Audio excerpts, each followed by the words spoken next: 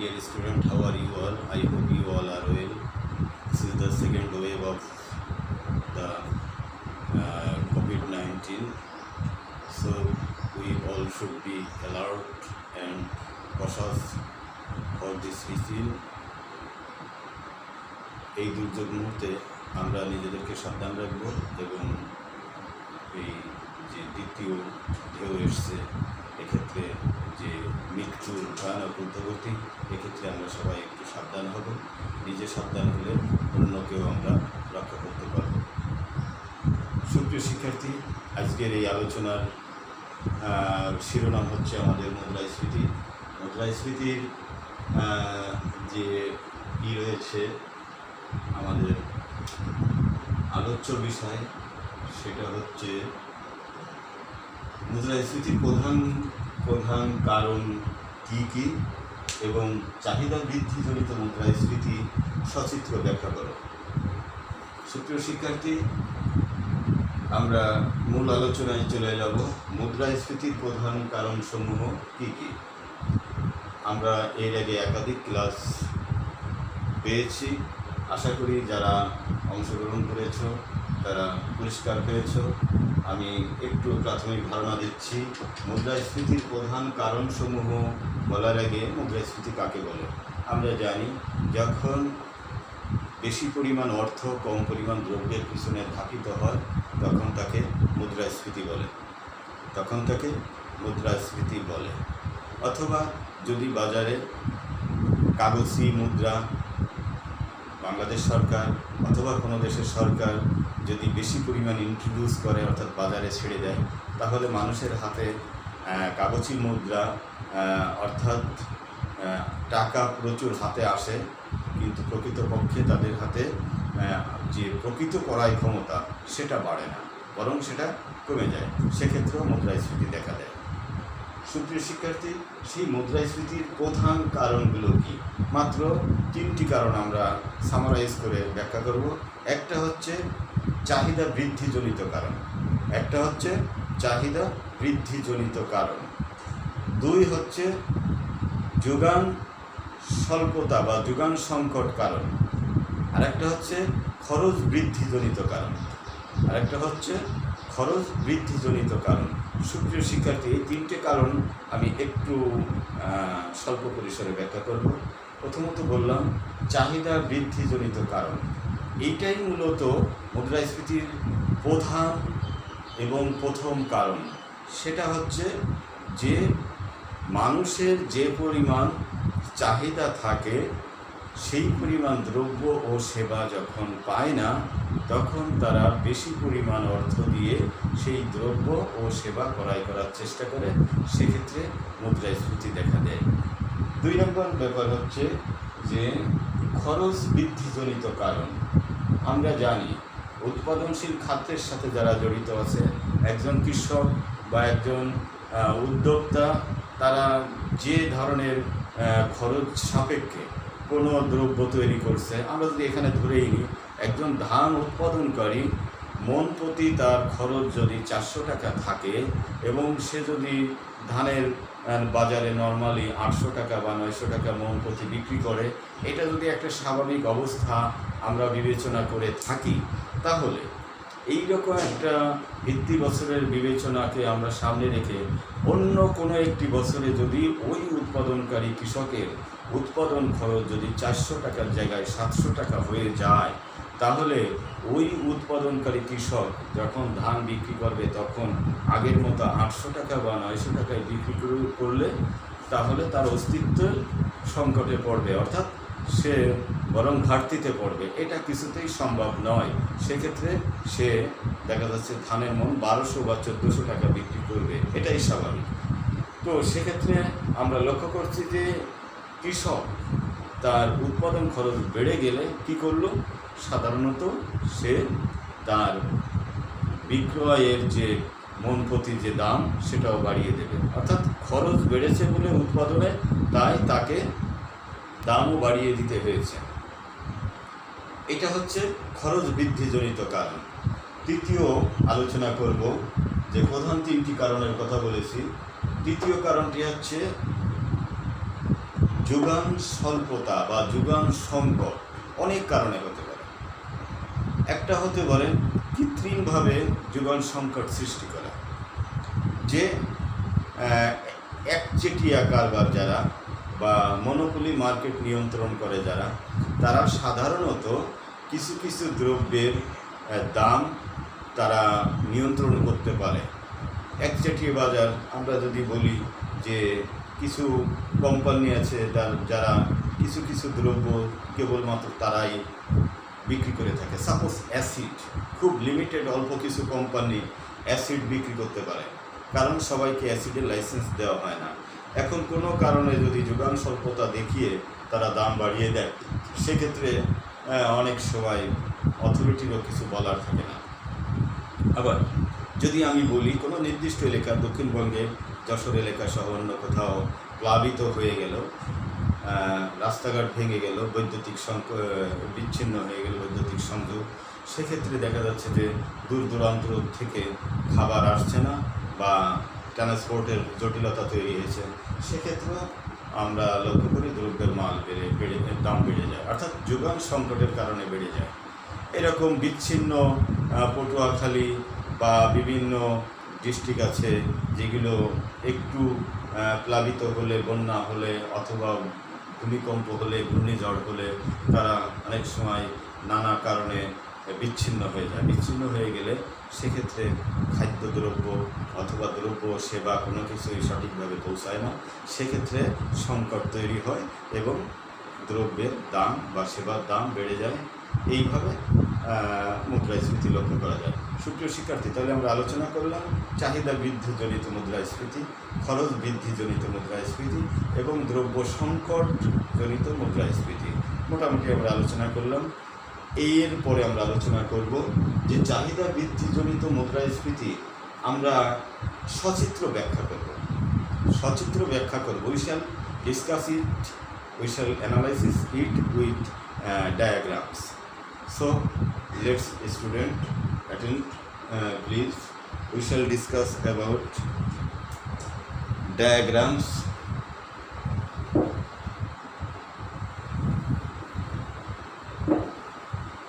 We shall draw a diagrams.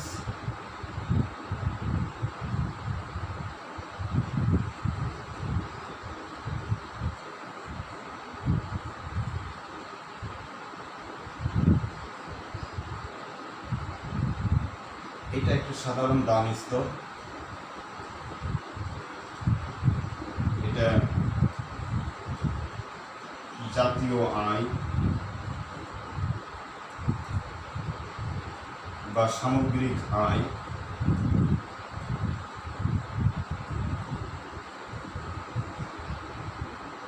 সুপ্রিয় শিক্ষার্থী, ওপি এবং ওএক্স, ওপি এবং ওএক্স দুটো অক্ষ, এটা আনুভূমিক অক্ষ, এটা লম্বিক অক্ষ। লম্বিক অক্ষকে আমরা হরিজন্টাল অ্যাক্সিস বলে থাকি। হরিজন্টাল বা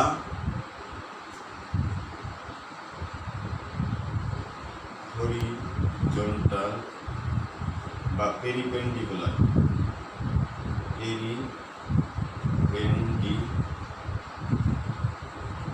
অ্যাক্সিস, এটাকে বলা হয় ভার্টিক্যাল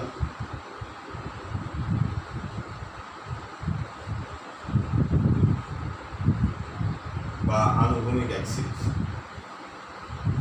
সুপ্রিয় শিক্ষার্থী, আমরা এই লম্ব অক্ষে দাম স্তর, ভূমি অক্ষে জাতীয় আয় দেখিয়েছি এবং উলম্ব একটা রেখা আঁকি। এটাকে আমরা সামগ্রিক যোগান স্তর এএস ব্র্যাকেটে এস, এটা একটা সামগ্রিক যোগান স্তর দেখলাম।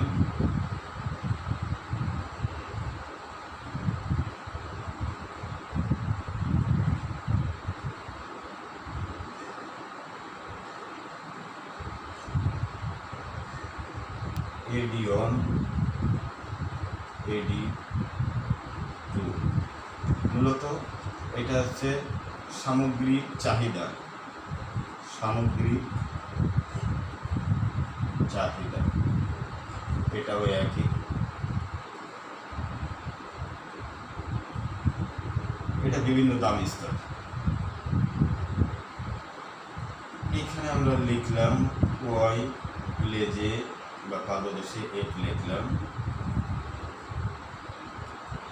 সুপ্রিয় শিক্ষার্থী, আমরা এই চিত্রে এই ডায়াগ্রামে লক্ষ্য করছি লম্ব অক্ষে দাম স্তর, লম্ব অক্ষে দাম স্তর, ভূমি অক্ষে জাতীয় আয় বা সামগ্রিক আয়।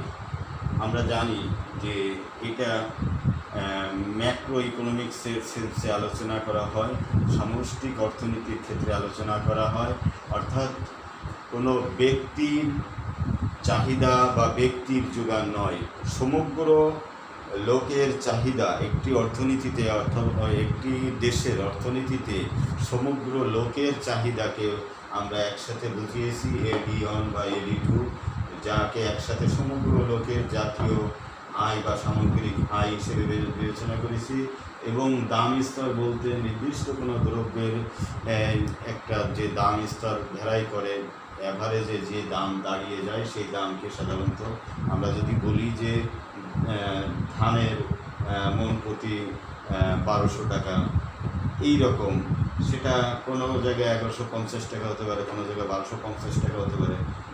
ওভারঅল যে দাম স্তর সেটাকে জাতীয়ভাবে যখন বিবেচনা করা হয় তখন তাকে দাম স্তর বা সাধারণ দাম স্তর বলে। আমরা লক্ষ্য করছি যে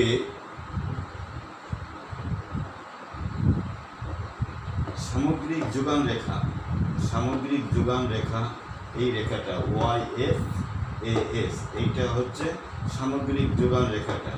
এই সামগ্রিক যোগান রেখায় বিভিন্ন বিন্দুতে বিভিন্ন সময় যে আমাদের চাহিদা লক্ষ্য করব। প্রাথমিকভাবে আমরা লক্ষ্য করছি যে কোনো একটা নির্দিষ্ট অবস্থায় নির্দিষ্ট সময় বাংলাদেশের সাধারণ দাম স্তর যখন পিয়ন, তখন সামগ্রিক চাহিদা এই পর্যন্ত, এই যে এই পর্যন্ত হচ্ছে সামগ্রিক চাহিদা, এইটা হচ্ছে সামগ্রিক চাহিদা। এখন আমরা লক্ষ্য করছি যে এস রেখা লম্বিক, আনুভূমিক না, লম্বিক, অর্থাৎ এটা আর বাড়ছে না, যোগান আর বাড়ছে না। কিন্তু যদি কোনো কারণে চাহিদা বেড়ে যায়, চাহিদা বেড়ে যে AD1 রেখার থেকে যদি AD2 রেখায় উন্নীত হয়, ভোক্তার বা সাধারণ মানুষের চাহিদা স্তর AD1 ছিল, সেটা যদি কোনো কারণে বৃদ্ধি পেয়ে AD2 হয়, সেক্ষেত্রে দাম বেড়ে OP2 এইখানে যাচ্ছে। অর্থাৎ যোগান সে বাড়াতে পারছে না, কিন্তু দাম বেড়ে যাচ্ছে। যোগান স্তর আমরা লক্ষ্য করছি AS, যোগান রেখাটা কিছুতেই আমরা সাপোজ কাল্পনিকভাবে যদি এখানে একটা দাগ দিই যে যোগান স্তর, যোগান রেখা ডান দিকে সরছে না, যোগান রেখা ডান দিকে সরছে না, অর্থাৎ যোগান স্থির। এক কথায় যোগান স্থির, যোগান রেখা কিছুতেই ডান দিকে সরছে না, যোগান রেখা স্থির। সেই ক্ষেত্রে একটা দেশের অর্থনীতিতে যখন মানুষের চাহিদা বেড়ে যায়, সেক্ষেত্রে একমাত্র দাম বেড়ে যায়, কিন্তু উৎপাদন বেড়ে যায় না, উৎপাদন বেড়ে যায় না। সুপ্রিয় শিক্ষার্থী, আমরা আরও একটু যদি পরিষ্কার করি, আমাদের আধুনিক অর্থনীতিবিদ কেইন্স তার পূর্ণ নিয়োগ স্তরের কথা বলেছেন। আধুনিক অর্থনীতিবিদ কেইন্স পূর্ণ নিয়োগ স্তরের কথা বলেছেন। পূর্ণ নিয়োগ স্তর বলতে সেই স্তর বলা হয় সাধারণত অর্থনীতির ভাষায় কর্মইচ্ছুক সমস্ত মানুষ যখন কর্ম পেয়ে যায়, অর্থাৎ আমরা বলতে পারি যখন 95% লোক কর্ম পেয়ে যায়, কর্ম করতে ইচ্ছুক এইরকম মানুষ যখন 95% লোক কর্ম পেয়ে যায়, তখন সেটাকে আমরা পূর্ণ নিয়োগ স্তর বলি। তা আমরা জানি যে পূর্ণ নিয়োগ স্তরে সাধারণত কি হয়, পূর্ণ বিনিয়োগ হয়। তাহলে পূর্ণ নিয়োগ স্তরে পূর্ণ বিনিয়োগ হয়ে যায়, অর্থাৎ অতিরিক্ত আর কোনো বিনিয়োগের সুযোগ থাকে না। সেই অবস্থায় উৎপাদনটা একটা স্ট্যাটিক কন্ডিশনে চলে যায়, একটা সর্বোচ্চ এবং একটা নির্দিষ্ট লেভেলে চলে যায়। এই সর্বোচ্চ নির্দিষ্ট লেভেলটাই যাওয়ার পরে ইচ্ছা করলেই উৎপাদন আর বাড়ানো যায় না, কারণ এদিকে পূর্ণ নিয়োগ রয়েছে, অর্থাৎ কর্মইচ্ছুক মানুষ বিনিয়োগ অলরেডি হয়েছে, ইনভেস্ট করা হয়েছে বা তারা কর্ম করছে। একই সাথে যদি উৎপাদনশীল যে যন্ত্রপাতি যা কিছু আছে তাও নিয়োজিত আছে, অর্থাৎ একটা পরিপূর্ণ জায়গা ক্যাপাসিটির যে ম্যাক্সিমাইজেশন সেই জায়গাটায় যখন চলে যায় তখন অর্থনীতিবিদ কেইন্স, লর্ড কেইন্স সেটাকে পূর্ণ নিয়োগ স্তর বলেছে। তো এই পূর্ণ নিয়োগ স্তরে যখন কোনো কারণে সামগ্রিক চাহিদা এডি অন আসে তখন বাজার মূল্য থাকে ওপি অন, এবং এই পরিমাণ দ্রব্য সাধারণত চাহিদা থাকে। আমরা এখানে আরেকটা অক্ষর দিতে পারি, সাপোজ কিউ, তাহলে ও পি অন কিউ ওয়াই এর পরিমাণ দ্রব্য যোগান হয় এবং বিক্রয় হয়, অর্থাৎ চাহিদার যোগান এই লেভেলে থাকে। কিন্তু কোনো কারণে যদি চাহিদা বেড়ে যায় এবং চাহিদা রেখা তখন এডি অন রেখায় উন্নীত হয় তখন উৎপাদন আর বাড়ে না। উৎপাদন না বেড়ে বরং পূর্বের যে দাম ছিল সেই দামের তুলনায় ও পি অন দামের তুলনায় এখন বর্ধিত বা পরিবর্তিত দাম হয় ও পি টু, অর্থাৎ পি অন থেকে পি টু পরিমাণ এই দামটা বেড়ে যায়। এইটাই হচ্ছে মুদ্রাস্ফীতি, এই পরিমাণ দাম বেড়ে যায়। সুপ্রিয় শিক্ষার্থী, তাহলে আমরা আলোচনার শেষ পর্যায়ে এসে পৌঁছায় গিয়েছি। আমরা আশা করি তোমরা বুঝতে পেরেছ। আমরা ডায়াগ্রামসের মাধ্যমে যেটা দেখলাম, লম্ব অক্ষে দাম স্তর, ভূমি অক্ষে সামগ্রিক জাতীয় আয় বা সামগ্রিক চাহিদা যেটা, আর আমরা উলম্ব অক্ষ বরাবর এস রেখা এঁকেছি, এটা সামগ্রিক যোগান রেখা, এবং এডি ওয়ান প্রাথমিক চাহিদা, পরবর্তীতে এডি টু পরিবর্তিত চাহিদা। আমরা প্রাথমিকভাবে দেখলাম কোনো একটা স্বাভাবিক অবস্থায় বাজারে ওপি অন দামে ওপি অন কিউ ওয়াই এর পরিমাণ দ্রব্য চাহিদা এবং যোগান থাকে এবং এটা ক্রয় বিক্রয় হয়।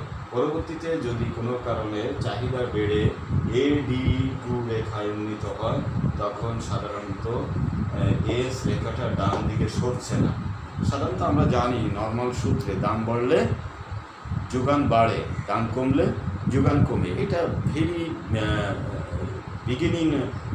বিগিনিংয়েই আমরা জানি, অর্থনীতির প্রাক পাঠের দিকেই জানি যে সাপ্লাই মেথডের মধ্যে যেটা আছে, when the rate of price increase then the supply amount is increase, অর্থাৎ যখনই দাম বাড়ে তখন যোগানও বাড়ে, যখন যোগান কমে যখন দাম কমে তখন যোগান কমে। এটা যোগান মেথড, যেটা যোগান তথ্য যেটা, সেই তথ্যে এটা আছে। কিন্তু এই ক্ষেত্রে সেই ঘটনাটা ঘটছে না, ব্যতিক্রম ঘটছে। এখানে যদিও চাহিদা বেড়ে গেল, চাহিদা বেড়ে এডি টু হলো, যোগান রেখা সরে ডান দিকে আসলো না, অর্থাৎ যোগান ফিক্সড। কেন ফিক্সড এর ব্যাখ্যাও আমি দিয়েছি, যে লর্ড কেইন্স পূর্ণ নিয়োগ স্তরে বলেছেন যে সর্বোচ্চ বিনিয়োগ যখন হয়ে যায়, ম্যান পাওয়ার খাটানো হয়ে যায়, যন্ত্রপাতি খাটানো হয়ে যায়, সর্বোচ্চ যখন খাটানো হয়ে যায় তখন নিয়োগটাও, উৎপাদনটাও সর্বোচ্চ লেভেলে পৌঁছায় যায়। অর্থাৎ সেই সর্বোচ্চ লেভেলে পৌঁছানোর যে আমাদের অর্জিত রেখা সেটা হচ্ছে এস রেখা, এটা হচ্ছে সামগ্রিক যোগান রেখা। অর্থাৎ আমরা যদি মনে করি বাংলাদেশে এই এস রেখায় সর্বোচ্চ উৎপাদন ক্ষমতা পূর্ণ নিয়োগ অবস্থায়, এখন আর এর থেকে যোগান আর বাড়ানো সম্ভব না। তখন যদি কোনো কারণে চাহিদা বেড়ে এডি টু হয় তখন কেবলমাত্র দাম বেড়ে ঊর্ধ্বগামী হবে, অর্থাৎ ওপি ওয়ান থেকে ওপি টু হবে।